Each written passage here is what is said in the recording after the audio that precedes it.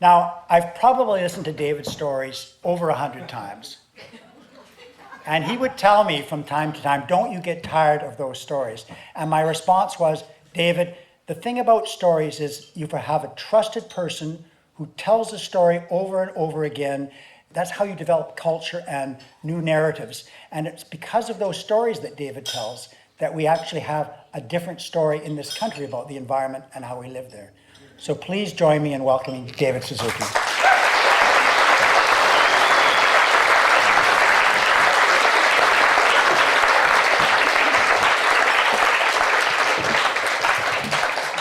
Thank you so much. Someone said that Peter talked me into coming. He didn't talk me into coming. When he asked me to come, I was honored, and out of my love and respect for Peter and Christine, I was delighted to come here. But now that I've been here for a bit, I can't tell you how grateful I am that you've had me here. You have been so inspirational for me because this is where it is. This is the change. Your sense of community and the kind of commitment. This is what we need all across this country. And it is happening in little places here and there. I hope that you'll spread the model, the 20-year history that you've had now. For heaven's sakes, please share that with all of the islands and communities. So thank you so much for paying money to come and listen to me.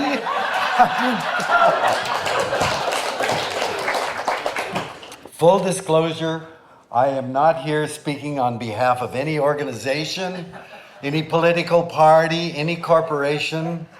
I'm speaking to you as an elder and a grandfather. And this to me is the most important time in my life. Because as an elder, you're not running after fame or power or money, and you don't have to kiss anybody's ass in order to get a job, a raise, a promotion. We can speak the truth from our hearts, and if that offends people, that's your problem, not mine. Right? And so I am urging elders, do your job. This is our responsibility at this point in our lives. And I'm especially urging people to come from the forestry sector, the mining sector, the fossil fuel area. Come and tell us the truth, because you don't have to have any fear of losing anything that matters. But I am trying to I tell the same old stories over and over, as Peter said. I tried to shuffle them around so they sound different. I'd like to begin, though, with a thought exercise. I want you to, and now apparently they've legitimized the UFO search in the military. Well, I want you to imagine that an alien has arrived on this planet from another galaxy. And it's an alien that destroys an acre of rainforest or forest every second. That it sucks water from every watershed and aquifer on the planet. That it gouges immense holes through the crust of the earth, moves mountaintops at will, scoops up vast schools of fish from the oceans, discarding most of them as bycatch, farts the most toxic chemicals that change the chemistry of the atmosphere, and injects poisons into the air, water, and soil. If you're with me, what would our response be? Our response would say, we got to get people to start moving on this. It threatens all of us. And you know what? The president of the United States would be calling the president of Russia and calling China, and we'd be working together as a single species against, well, that only happens in science fiction movies, unfortunately. But the alien invasion has arrived. The alien invasion is not a single person, a group, a company, or a political party or government. It's a mindset. It's a way of seeing the world. As Peter alluded to that, I worried you were going to give my speech for me. Because the way that we look out at the world determines the way we act towards it. Many years ago, I visited a tiny village on one of the Andes Mountains in Peru with Wade Davis. And I learned there that the children are taught from childhood on that mountain is an Apu. An Apu means God in their language. And as long as that Apu casts its shadow on the village, it will shape and determine the fate of everyone in the village. And Wade said to me, can you imagine how those children, when they grow up, treat that mountain? Compared to a kid in Trail, British Columbia, who's told all his life, those mountains are full of gold and silver. The way we see the world shapes the way that we act towards it. Think how different it might be if we regarded a forest as a sacred grove instead of an opportunity for timber and pulp.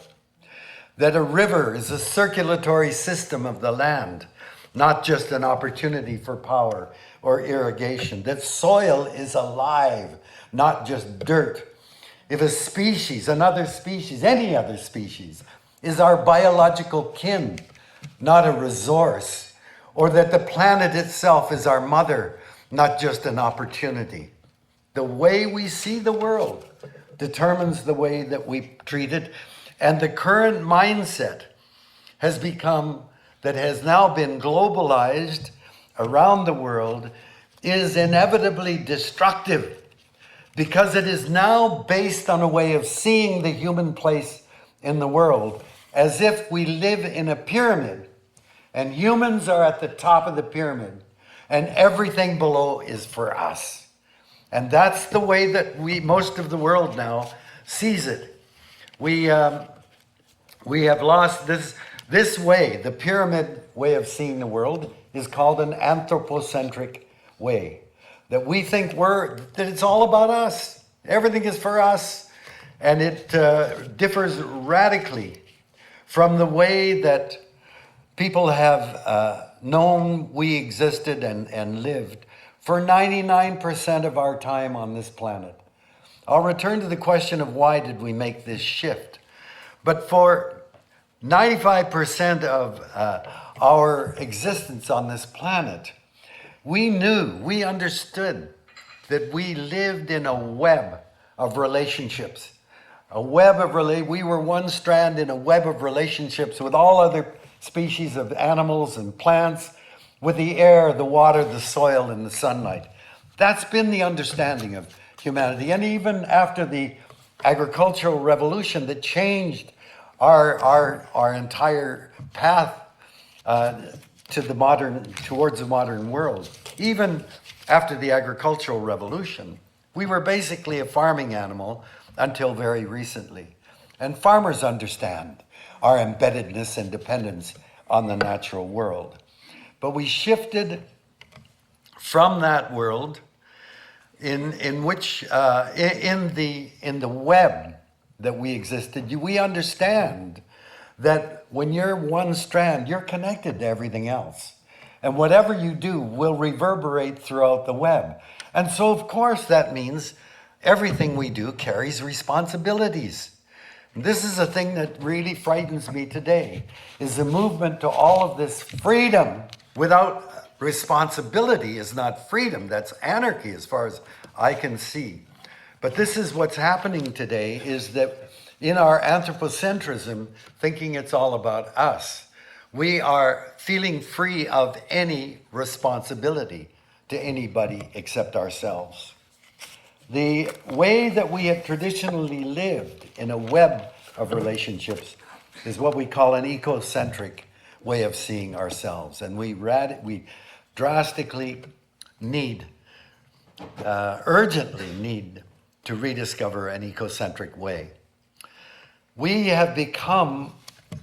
in an unprecedented time. You know, the one thing you can say, we have lived through this unprecedented time. We've had everything. We've lived it up as if there is no tomorrow. We came out of the Depression, and man, it was great. But because of that enormous growth spurt after World War II, we have become the dominant force on the planet. We, as you know, are the primary agent of change on the planet. That's why scientists have called this the Anthropocene epoch, the age of humans. We are, and you all know it's resulted from this sudden conjunction of population growth, of technological power, and of our consumptive demand. And when you look at the change in population, technology, and consumption, if you plot it, and you should do this as I won't say a fun exercise, but an intriguing exercise. If you plot it on an axis, and on the x-axis you put 150,000 years, and then you plot, say, population or technological innovation or consumption, what you find is the curve is virtually flat for most of that time. And in the last pencil width of time, the curves are all going straight up. And, that's simply not possible to continue that. We become so powerful that we've actually have an epoch named after us. We are a geological force.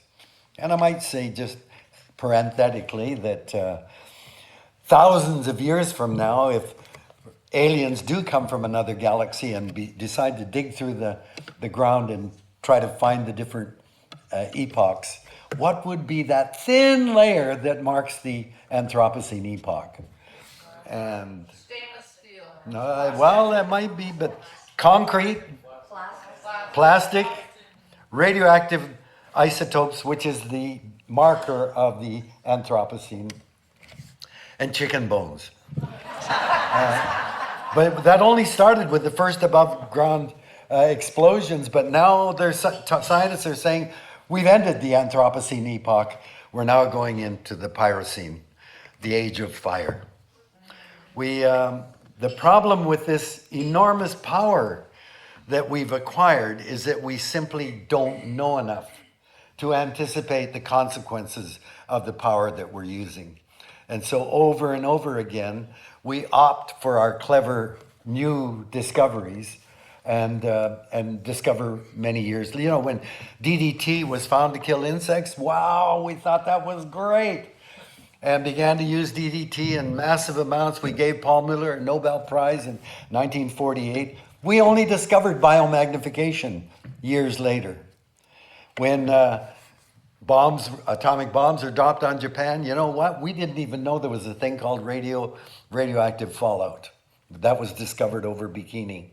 We didn't know about electromagnetic pulses of gamma rays. And we didn't know about nuclear winter. When CFCs were used, great refrigerants and great contents great to put into spray cans, but no one had any idea that in the upper atmosphere, CFCs would break chlorine and scavenge. I didn't even know there was an ozone layer up there when scientists began to say, hey, CFCs are breaking down the ozone layer. But, and then you think in medicine, thalidomide and DES and fentanyl, all heralded as these great new medical treatments, and we didn't know enough. If we were to now, in this position of power, map out all of the contents of the planet that are important to us in the biosphere and try to map out how they're all interconnected, you know what we would get? The best scientific information? That page would be like a Trump document redacted. It would all be blanked out and you'd see a little spot. Oh, yeah, we know about that there. And we're trying to manage the planet? This is really absurd. How the hell did we get to this position? One of the exciting things as a geneticist is to watch the way that DNA, the genetic material, can be used in so many ways. And one way, powerful way, is to look at people that we knew at one time they must have been a single group, but they somehow separated. And we can now, looking at comparing the DNA, trace back in time to when they were a single group. Okay? And so you get all these branches and you can bring them back and down. And if you go all the way back, all of them lead back to Africa 150,000 years ago. That's where we were born. And I keep waiting for the Ku Klux Klan to invite me to talk to them so I can tell them. We're all Africans. What the hell's their problem? When you think about the world, though, when they appeared on Earth, the savannas of Africa were filled with animals in abundance and diversity, way beyond anything we would see in the Serengeti today. And 150,000 years, you'd have to look hard to spot these clusters of 4, 5, or 6 of these funny-looking two-legged furless apes. That was us. And I'm sure, not very impressive.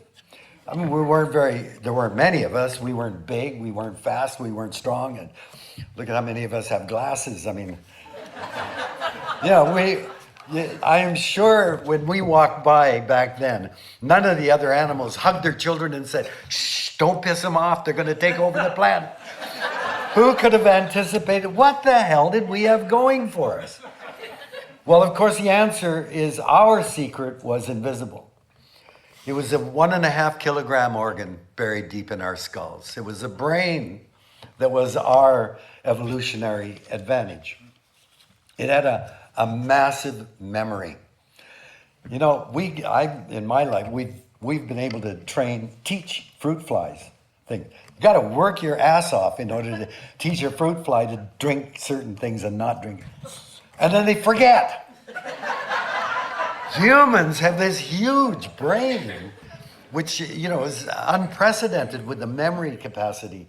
And we were curious, and we were observant, and we were inventive. And those qualities more than compensated for our lack of physical and sensory ability. And that brain did something very special.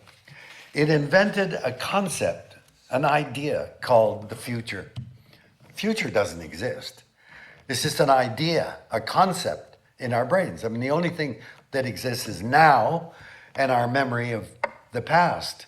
But because we invented this idea of a future, we're the only animal that said we can determine what the future will be by what we do today. We can shape the future. At first it's very simple. You're walking along a path and it branches in two and you go, oh yeah, Blorg went to the right and he almost got killed by a saber-toothed tiger. But my mom went to the left and found something good to eat. So I'm going left. Foresight, the ability to look ahead and anticipate dangers and opportunities, allowed us then to choose the kind of future we reached. And foresight, I believe, was one of the key parts of our evolutionary history.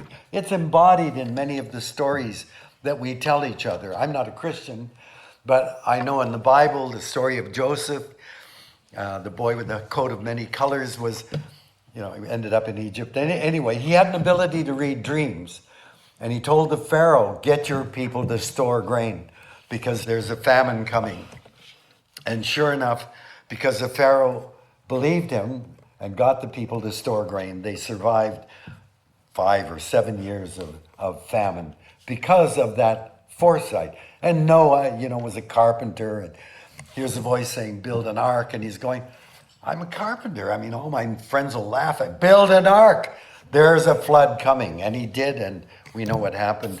The indigenous people embody the foresight by this notion of 7 generations. You think back of 7 generations of your ancestors and the legacy you have got, and then you think ahead through 7 generations yet to come. I mean, can you imagine? Can you imagine a politician or a corporate executive thinking 7 generations ahead? But foresight has really been the key to our survival, and we acknowledge that in our stories. Anyway, going back, after 50,000 years on the savannas of Africa, we began to move. We don't know why. Perhaps they were running low on certain things that they exploited, what we call resources. Maybe there were enough humans around to have tribal disagreements. I like to think it was teenagers looking for action. That we now know that humans bred with Neanderthals and they weren't as smart as we were, so I'm sure some kids said, hey, I hear there's some Neanderthals on the other side of that mountain, and they're not as bright as we are. Anyway, for whatever reason, we began to move. And when we moved into new territories, we were an invasive species. We didn't know how things worked. And even with simple tools of stone axes and spears, we were a very effective predator because we were smart. And you can follow, as we moved across the planet, you can follow a wave of extinction of the slow-moving big animals like giant sloths, that because we were a very effective predator.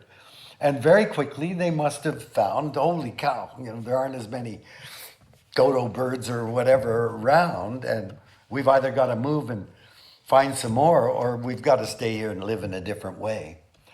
And the different way was based on the experiences of the past generations, the mistakes, the failures, the successes. All of that went into the body of knowledge that was critical for the survival of the group that decided to stay in place.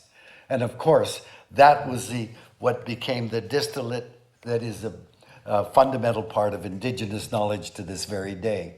It's knowledge that science will never duplicate. And for reasons I may get to in this speech, but science can't.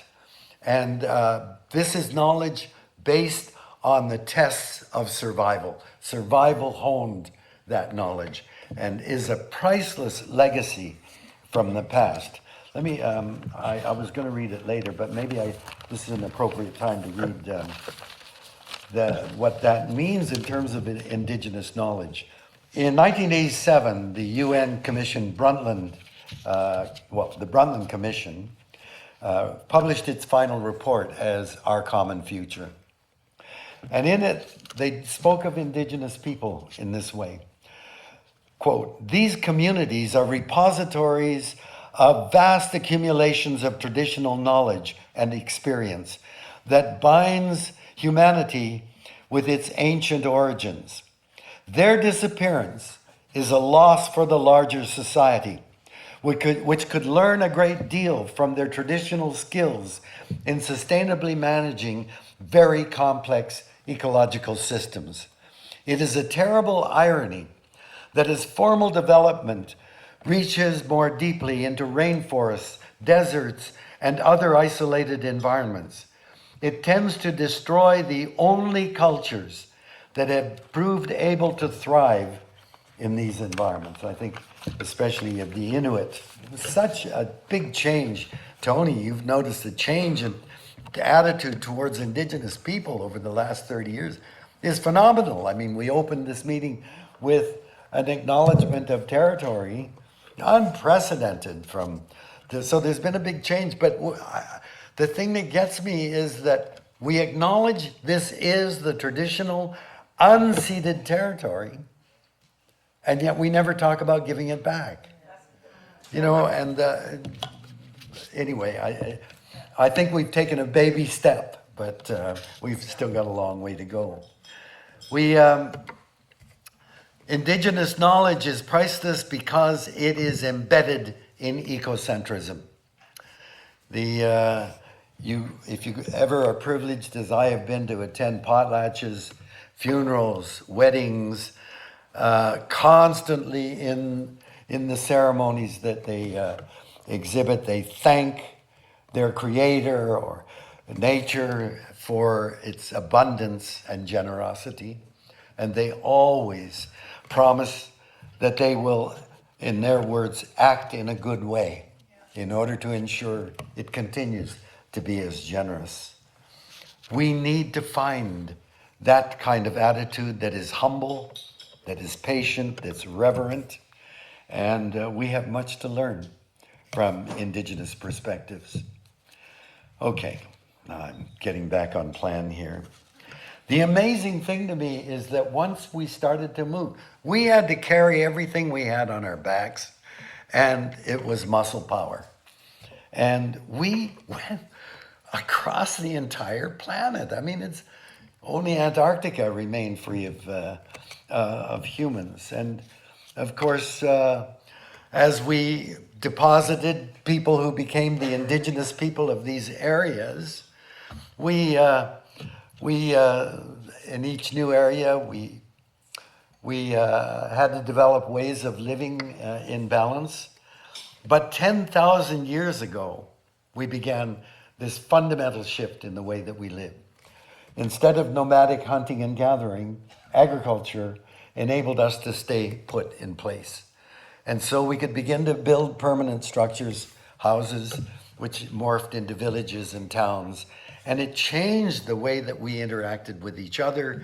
We needed rules to guide our interactions, our transactions, and all of that then was built into the systems that we developed to be together and live in this new way. About 600 years ago, I think, marks the really big shift in the way we saw each other. And that was a Renaissance in Europe. And, you had people like René Descartes saying, cogito ergo sum, I think, therefore I am. Elevating this brain, this thing, which says we're everything, we're a brain. And really implying that that is elevated above everything else. And we had Francis Bacon saying, scientia potestas est. The only reason I'm doing this is I studied Latin for 4 freaking years. This is the only time I can impress you with my Latin. Scientia potestas est. Knowledge is power. Scientia, knowledge or science. And of course, the big intellect in the Renaissance was Isaac Newton, who, being a great physicist and mathematician, began to discover principles that applied to the movement of the heavenly bodies. And he said, the universe behaves like a giant clockwork mechanism. It's a mechanical thing. And we can study it as scientists. We can focus on a part. We can't look at the whole thing. But if we look at enough parts, the cogs, the wheels, the springs, then eventually we can fit them all back together and get a picture of the whole. That approach is called reductionism. And reductionism still remains the powerful way through which most science today is applied. Focus with the notion that if we understand that bit of nature, eventually it will fit all back to give us an idea of the whole. Well, it turns out that very powerful way of knowing, in fact, is so flawed, it's impossible. We begin, at the most elementary level. Heisenberg said, if you're looking at an electron or a proton and you want to study it, well, to get the velocity, you have to control the mass. If you want to measure the mass, you have to control the velocity. So you never know what the mass and the velocity are when it's in its native state. So even at the level of the most fundamental particles, there is no certainty. There is no absolute understanding. So if there's that uncertainty at that level, how on earth can we then build on certainty and think we understand a damn thing? It's not a way that can go. And yet we apply reductionism all the time, especially in biology. We can see it right now. The southern resident orca population is dropping. I mean, maybe not this year, but it's dropping. And we say, what do we do? Well, their diet is of salmon is almost 100% Chinook. So let's stop catching Chinook. That's the treatment. That's the way we're going to manage orca. I mean, don't we think that the dropping population is more complex than just starving for Chinook? All across Canada, the caribou populations are in deep trouble. Scientists tell us that their herds reduced way down, and we've got to do something drastic. Well, we're down to 12 animals in the Kootenays. We've got to. Wolves eat caribous, so let's kill all the wolves. Like, this is a kind of simplistic solution or management program that we have. And you know, of course, I mean, I just burst out laughing the other day when the latest report on the economic cost of invasive species. Did anybody see that? It's in trillions of dollars from humans. What the hell? That doesn't deal with the most invasive, destructive species on the planet, which is us. You know, so anyway, we see nature through reductionism in bits and pieces. It doesn't provide us the power to use those pieces to understand the whole, let alone manage it. And Roger Sperry, the Nobel Prize winner, said there are emergent properties that come. You can study the parts and know everything there is about the parts. But when you put them together, they interact. And new properties emerge from that cannot be predicted by the individual parts. So the whole is greater than the sum of its parts. And that's what the fatal flaw is in reductionism. In an anthropocentric worldview, though, we assume that we're at the center of the action, and therefore we have to take control. When Europeans learned to sail, this is after the Renaissance, but they found a way to not only sail away, but to come back. Then they began to explore, and they claimed to have discovered new continents that just happened to be full of people. And but in their discoveries, they could claim that land by their discovery by assuming that the occupants of the land were subhuman. They weren't, and if you look at Australia, the Aboriginal people were classified as part of the flora and fauna of Australia. So it was an empty continent, as empty of human beings. And so with that attitude, we learned nothing from people who had lived in place for thousands of years. And they became a pain in the ass. We wanted to go and get their fish. We wanted to get their trees. We wanted to get their gold. And they kept getting in the way. And so the best thing is to get rid of them. And of course, that's what our policies have been. And I think it's the greatest miracle is that rather than attempting to give up their ways, people have fought for their ways and have maintained them and have much to offer us today. But of course, they should be saying, you came for our kids, you came for our trees, you came for our fish, and now you're coming for what we got in our minds? Well, we have to. Okay, I've read the Brundtland report. How much do we actually know about the planet? Let's say that science is very effective at description, and we make discoveries everywhere because we know so little. To have a sustainable sustainable business, you need two things, it seems to me. You need an inventory of everything in that business, everything that's important in producing whatever you do. And you need a blueprint showing how everything in there is interconnected. Well, I mean, we don't have the beginnings of an understanding of we don't know how many species there are. Everything is a guesstimate. And I've seen scientific guesstimates of the number of species on the planet between 10 million and 100 million. We don't know. I mean, I think it's between 10 and 30 million ourselves. But then of those that we do know, and when they say we identified a species, that just means we've given a name to a dead plant or animal. Doesn't mean we know anything about how many are there, what's their distribution, how do they interact with other species, how do they make a living. None of that stuff we know. We've just identified a species. And of the number that interact, most of them have to do with how much they are important to us. You know, the plants that are domesticated, and domesticated animals. But what is the most important animal in terms of our understanding? Guess what? It's us. How much of our own biology do we know? Last I heard, we just discovered a whole thing called microbiome. Whoa! There are organisms in our guts that actually have to do with how healthy we are. Well, if we're so goddamn ignorant about ourselves, how dare we think we know about other creatures that are all a part of this biosphere?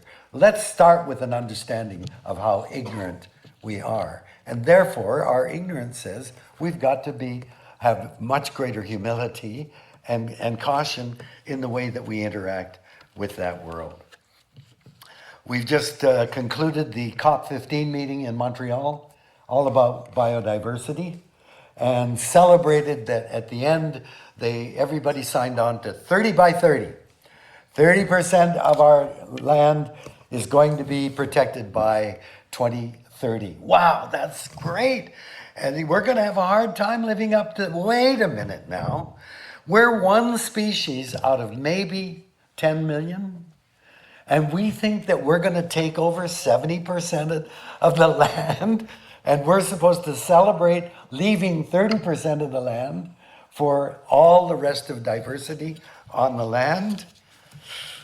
Pretty tough. And of course, we've done nothing about real targets to protect the oceans, and in our drive to get more lithium because we need batteries, and apparently there's lots of lithium in the oceans. We're going to go in and start mining the oceans.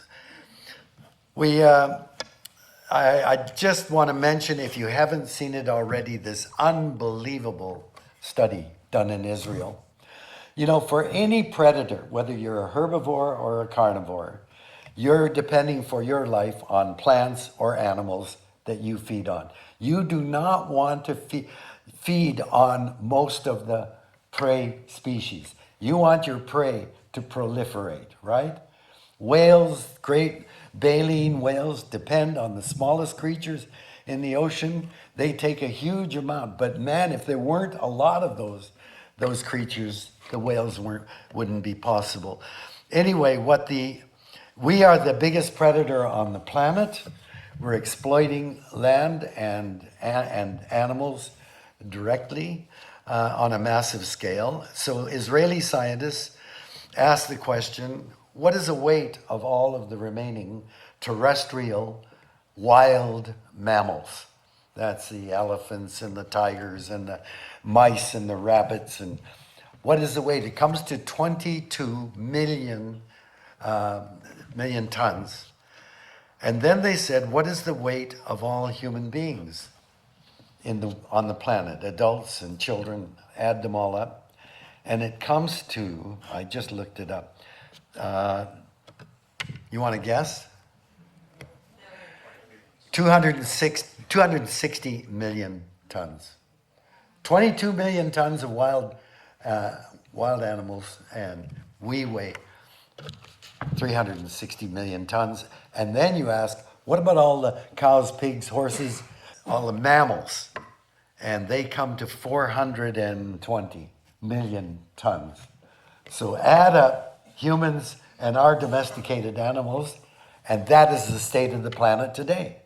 There's nothing, we're not leaving any room or wild animals to populate the planet. This is insanity. It's suicidal to continue on in this way. Now, the latest report, and I have to admit I haven't read it in its entirety. I get all this through The Guardian mainly, but do you know about planetary boundaries? These are things like water, nitrogen cycles, water cycles, and of course the atmospheric carbon cycles. We are now passing the tipping points, that is where things are going to be totally out of possibility of our controlling our impact on 6 of the 9 essential areas for human survival. So, that's just the latest thing. So I'm not going to depress you with any further news like that. The tragedy to me is that scientists, with the limitation on our knowledge, science still is the way that we get the best information about the state of the planet. And for over 50 years, the leading scientists of the world, acting in the best tradition of our species, looking ahead, seeing where the dangers lie, seeing where the opportunities lie. They've been saying for over 50 years what the opportunities are and that we've got to get off the path that we're on. Let me give you one of the more dramatic ones that came out. In 1992, in anticipation of the Earth Summit in Rio, which was to be the largest gathering of heads of state ever in human history, it was a signal that the planet was in, or the biosphere was in deep trouble and that we had to do something major. In anticipation of that meeting, a document called World Scientists' Warning to Humanity was signed by more than 1,700 leading scientists, not by people like me, top scientists, including over half of all Nobel Prize winners alive at that time. The document then was released. Let me read you some of what it said. Human beings and the natural world are on a collision course. Human activities inflict harsh and often irreversible damage on the environment and on critical resources. If not checked, many of our current practices put at serious risk the future we wish for human society and may so alter the living world that it will be unable to support life in the manner that we know. Fundamental changes are urgent. It then goes on and lists the areas and fleshes out the areas of conflict. The atmosphere, water resources, oceans, soil, forests, species extinction, and overpopulation. And then the words grow even more bleak. No more than one or a few decades remain. This is 1992. Before the chance to avert the threats we now confront will be lost, and the prospects for humanity immeasurably diminished. A great change in our stewardship of the planet and life on it is required if vast human misery is to be avoided. And then they say, these are the 5 urgent things that must be started immediately. 1, we must manage our resources. First is bring environmentally damaging activities. This is in energy, manufacturing, transportation, agriculture, mining, fisheries, forestry, urban development, well, everything, under control to restore and protect integrity of nature and restore the ecosystems we depend on. 2, manage resources like trees, copper, lithium, and so on, critical to human beings, to human welfare, more effectively. 3, stabilize population. 4, and I point out Canada's whole policy at the federal level is to increase population in the mistaken assumption that the correlation of curves of economic growth with population growth are correlated. But that doesn't mean they're causally related, but the government assumes they are. 4, reduce and eventually eliminate poverty. And 5, ensure sexual equality and guarantee women control over their reproductive decisions. But we ignored the report. This report was in the best tradition of our species. And so 25 years later, in 2017, World Scientists' Warning to Humanity 2 was released, only it was signed by more than 16,000 scientists from around the world. And what they said is, we didn't pay attention to the first warning. And all of the problems, except ozone depletion, all of the problems are worse, and there are new ones that weren't even anticipated in 1992. Why can't we come to grips with the issues and respond as we do in science fiction movies, or even to the COVID crisis? What the hell is going on? And the problem today is that it is the mentality, the belief that we're in charge and it's all about us. And we environmentalists have played in that game. I've fought the tar sands for years, but we're always careful to say, yeah, but there'll be other jobs. Don't worry, the economy won't take a big hit. and we'll do everything we can to help the Albertans and all of that stuff. We're just trying to support the system that is a fundamental cause of the problem we have. So the problem is that we've constructed systems that are about us, but we've left the real foundation of our very lives, which is nature, out of the equation. So our legal systems are all about defining property and human rights, and we know when after the fire broke out at Chernobyl, it was Swedish scientists who announced to the world there must have been an accident somewhere in Ukraine because we've had this huge spike of radioactivity over Sweden. Air doesn't stay within national boundaries. Danielle Smith doesn't seem to get that. I've always said to Albertans, you can do any damn thing you want with your tar sands or your oil and gas, but just as long as it doesn't affect us in the rest of the country and the rest of the world. Air doesn't stay within national boundaries. When the tidal wave hit Fukushima and damaged that atomic plant, 6 months later, radioactive debris and other debris washed up in British Columbia. Oceans don't care about national borders. And we all know that fish are born in Canadian waters. I wish some activists would go and pinch that goddamn panhandle, Alaskan panhandle off. What the hell? We're cutting off half the coast of British Columbia with that Alaskan panhandle. But our fish are born in Canadian waters, go through the panhandle, go up along Alaska over to Russia, China, Japan, and each country, when they pass through their territory, says, it's our fish, and we're going to manage it as we want. What the hell? Those fish know exactly where they belong and where they should go, and we think that we're going to manage them for our territories. Nature doesn't care for human boundaries. Well, but we've got to define certain rights. We have rights of property and so on. Wait a minute now. What gives us the right to define whether a songbird should live out its life as it evolved to live, or a forest to exist as a community of organisms, or a river to flow as it has for thousands of years? Our legal systems are unbalanced, because it's all based on us, as if we've got the right to define all of these rights and boundaries and so on. The legal game is fixed. And it's the same with the economy. The economy, which seems now to be the primary factor that motivates everyone in government, that companies are, of course, swept up in it.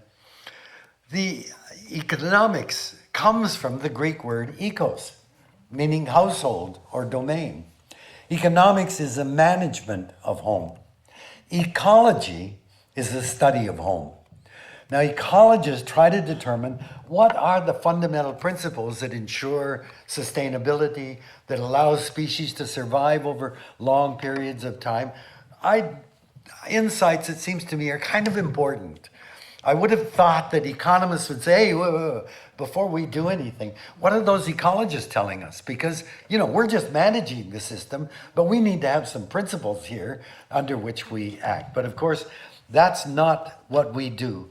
And Partha Dasgupta, an economist in the UK, 2 years ago published this massive, I haven't read the whole thing, I only read the executive summary, but it's a massive treatise showing that nature isn't a part of the economy. The economy does not value nature or whatever nature does. So all of the pollination of flowering plants that keeps all of the flowering plants going by insects, that's not a part of the economic equation. The fact that the hydrologic cycle, where water cartwheels around the planet, and that water is filtered when it lands on land. Vancouver, we get our water from 3 watersheds surrounded by old growth forest, and all of the plant roots and the soil fungi and bacteria filter that water. So we don't have to treat it with anything. We have to treat it now because it rains and it gets muddy or whatever. But nature in the past has cleansed that water for us to drink. It's nature that photosynthesizes. Every bit of the energy in your bodies and mine have come from photosynthesis. Plants have captured sunlight, converted it into chemical energy. We get it by eating plants or animals that eat the plants. And when we have to work or move or play or grow, we burn those molecules and liberate the energy of the sun back out into our bodies. We literally are made possible by photosynthesis. All of the fuel that we burn, except for nuclear energy, all of the fuel, whether it's peat, dung, wood, oil, gas, coal, all of that is sunlight captured by plants and stored. But photosynthesis isn't a part of the economic equation. When something dies, it's life that decays it and returns that carcass back to the soil. There are over a dozen of these ecosystem services nature performs, and they're not in the economy.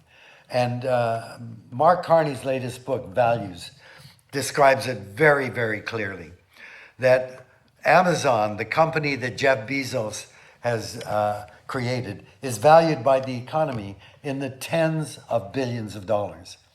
Amazon, the greatest ecosystem on the planet, has no value in the economy until it's logged, mined, dammed, flooded, or cleared for soybeans or cattle. That's the anthropocentric vision, that nature has no value until humans then begin to exploit it for some reason. See, and the ultimate insanity of the economic system we've built is that it's designed on the creed of cancer, endless growth.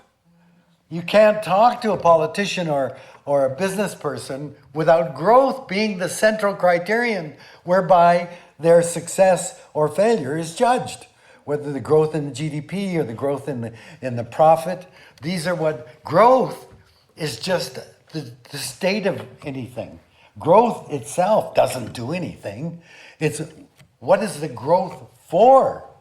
But we think growth is the goal. That is that's absurd. Growth doesn't do anything for us. Because growth has become the measure of progress, and no one's against progress, then we don't ask the important questions. What is an economy? What is an economy for? Are there no limits or constraints? How much is enough? Are people happier with all this stuff? How can you design an economic system where people can be worth more than, $1 billion at the same time that hundreds of millions of people are barely able to survive? That sounds like a fucked up system if I've ever heard one. But we not only enable it, we celebrate it. So the economic system is the driver of disruption. How long have I gone on?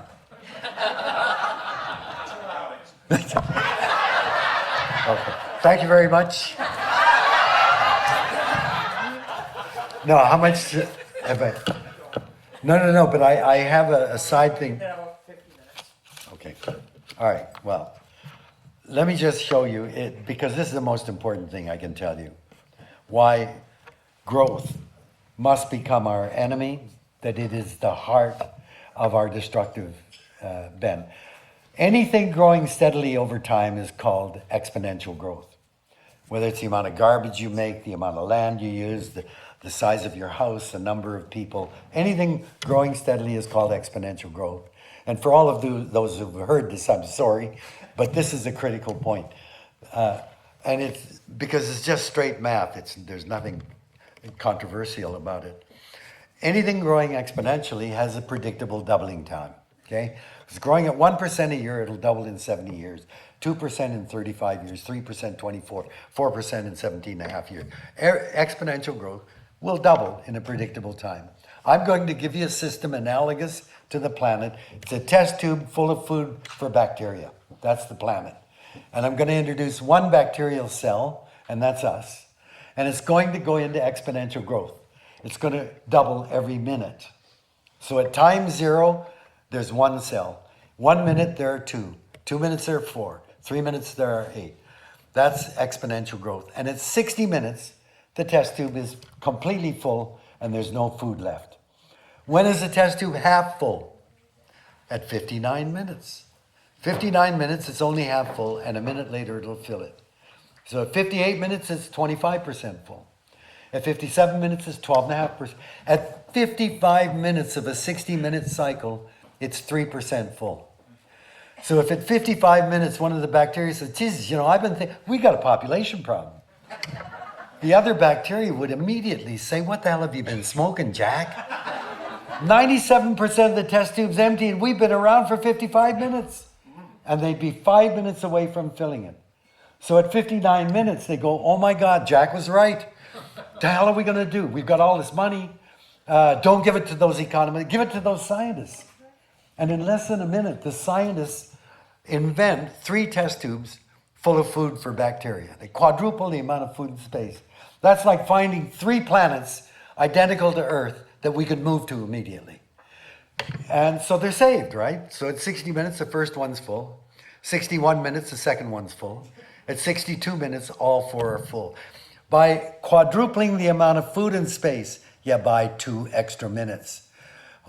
There's no way that we can add any more air, water, soil, or biodiversity to the planet. And every scientist I've talked to agrees.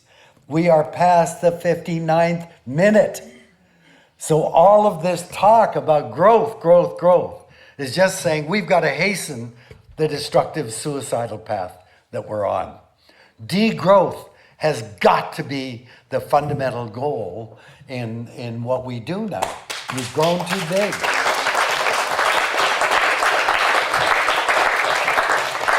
Finally, I just want to conclude on politics. We look to politicians and we say democracy is the best system going.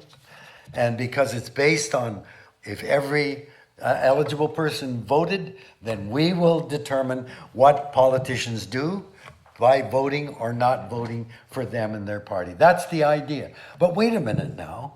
Those most profoundly affected by what politicians do or do not do don't vote. They're children. They're future generations. For that matter, the atmosphere doesn't vote, the fish, the trees, none of them vote. So you got to think, wait a minute now. It's not that the people that we elect to office are stupid or evil or greedy.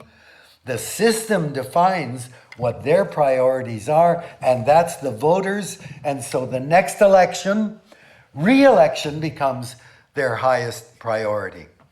And so we're driven by politics and the vision of politics. I want to remind you that one of the most important meetings ever on the issue of climate took place in Canada in 1988. In 1988, 300 delegates met in Toronto at an atmosphere conference.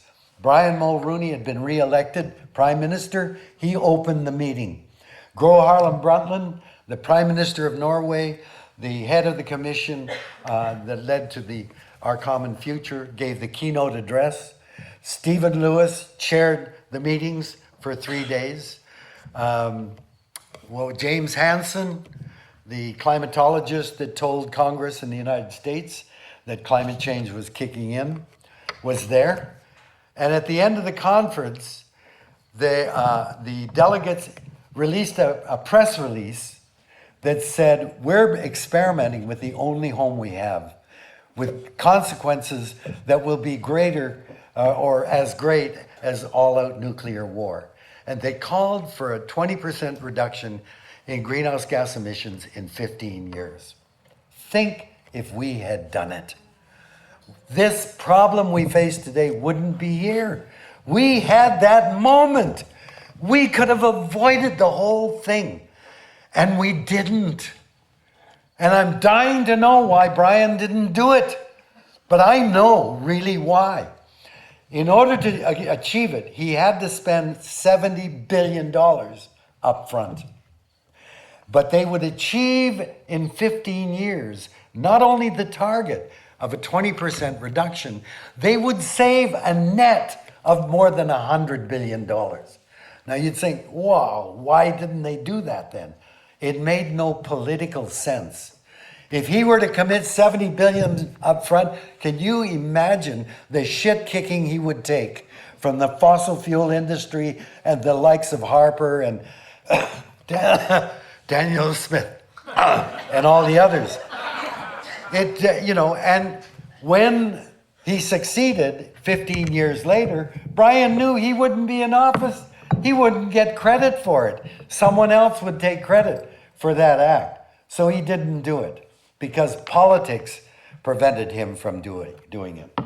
So, now that I've left you in a total state of despair, can we not do anything? We have to act at whatever level and capacity you can act. We have to act because hope is action. Without action, I believe there is no hope. You're not even trying, you've given up. Action defines the hope that we have, and we owe it to our children and our grandchildren to act and give them hope. So we have to act, and I say, okay, what do we do? I think we have to act at a political level, and we have to get people we elect to understand why they're there. It's to look out for our future. After I praised the Mr. Trudeau when he was reelected, he said Canada's back, went to Paris in 2015, signed the Paris Agreement. We all celebrated. I emailed and said, "Are you serious? This isn't easy. Are you serious?" And he emailed me back and said, "I'm very serious." So we celebrated, hallelujah, we're on our way. And 3 years later, he bought a pipeline. So I emailed him again. I said, "Why did you run for office? Wasn't it to look out for your children? You've got young children. What you have done is going to reverberate through the lives of our children." And you know what his answer was? He doesn't answer me anymore. That's a way of dealing with that issue. Now, the other way I get when I press people on why they're not changing is, "You're an asshole. I don't even have to talk about it." So that's the primary way that environmentalists, Elizabeth, will confirm. Is this not the way many people will dismiss what we're trying to say by saying, "You don't know what you're talking about." But they never deal with the issue. You're a hypocrite. Blah, blah, blah. So I think we have to let people know. And the only way I can think of right now is we all, look at how many people, if you all every week call or send an email or send a letter to a politician, doesn't matter what party, doesn't matter whether they're in it or thinking of running, telling them that this is the issue that has to be at the top of the agenda. If 5 or 6 people do that, they're going to ignore it. But I can guarantee you, if they're getting bombarded by 100, 1,000, they're going to jump. And this is what I'm urging people across the country. And we've got, Guy Dauncey's group of all the environmental people concerned about climate action, over 300 groups in British Columbia. That's a lot of people. If everybody supporting those groups were to write a letter every week, I guarantee you there would be a response. But the other thing, of course, is that we have to get our own lives together. And we're all caught up in that system. And the biggest system we're caught up in is consumption. And we simply cannot go on, each of us being a part of that consumptive world. We just gotta stop buying so much stuff. My parents married during the Great Depression, and that stamped their values and their priorities. And over, they hammered into my sisters and me, save some for tomorrow. Live within your means. Share. Don't be greedy. Always help your neighbor. Neighbors are part of your community. And the most important lesson, you have to work hard for money to buy the necessities in life. But you don't run after money as if having fancier clothes, the latest car, or a bigger house makes you a more important or a bigger person. That's not what money is about. And those lessons today seem so quaint. But we're caught up in that orgy of consumption, and we have to get off that. Let's make the word disposable the worst word you can imagine. You shield your children from that. Anybody using that, you're a jerk if you believe in disposability. Nothing is disposable. And anyway, those are small changes that we can make. You have inspired me tonight, not only by your presence, but that you're contributing money to support this cause. This is all a part of the change. Thank you very much for sitting and listening to me so long. Thank you. Thank you.